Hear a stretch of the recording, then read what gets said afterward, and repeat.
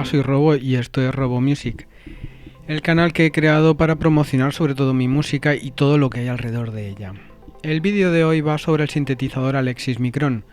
Es una máquina muy versátil, sintetizador virtual analógico que tiene una polifonía de 8 voces, que significa que puedes tocar 8 sonidos a la vez, que a su vez puedes repartir por el teclado en forma de instrumentos, por ejemplo percusión, bajo, piano y cuerdas, todo en un mismo teclado. Las teclas son grandes, no son increíbles, pero para mi gusto mejores que las microteclas que traen algunos sintes de ahora como el Korg Microkorg, el Monologue, etcétera.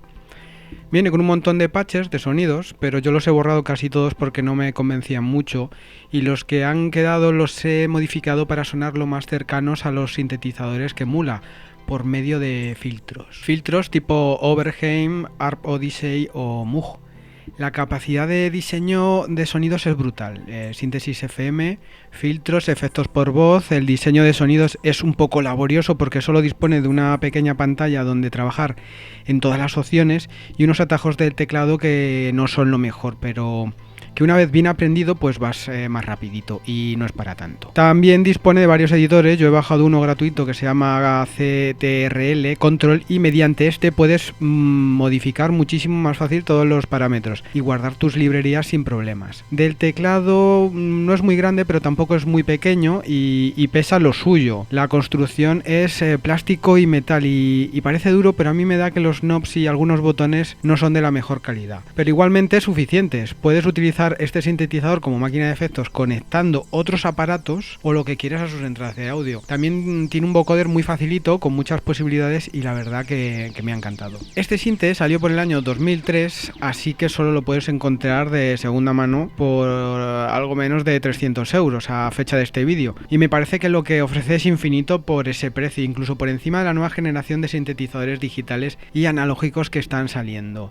Artistas que han usado esta máquina pues ahí a patadas, pero que a mí me gusten, pues resaltar Nicolas Jarre o el gran Dorian Concept, que es un machacasintes y un virtuoso de los teclados. En YouTube podéis encontrar gente que ha creado muchos patches, muchos sonidos sonando a diferentes artistas.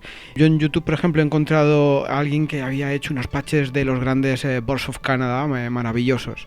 También Jesus, la leyenda de los sintetizadores, un tipo que hacía reviews de sintetizadores y actualmente todavía las hace, hace una review con el Alexis Ion, que es el hermanito mayor del Micron, inferior en posibilidades pero superior en tamaño y controles para diseñar el sonido. Para los que tengáis la suerte de tener esta máquina, os he dejado mi librería de sonidos en Patreon, patches modificados desde los sonidos iniciales con mucho cariño para que suenen como habéis escuchado en el vídeo. Y el tema que habéis escuchado es un trocito de la banda sonora que estoy haciendo del libro El incidente de la Alcubierre del escritor y físico Guillermo Alberto Díaz Tamayo, novela que os recomiendo a los amantes de la ciencia ficción dura y de la cual estoy en pleno desarrollo de su banda sonora. La idea es hacer todo el álbum con este sintetizador para exprimir sus cualidades, aunque por el tiempo que me está llevando, pues esto parece infinito. Infinito como lo es el universo de la novela, o quizás no, para eso tendréis que leer la novela.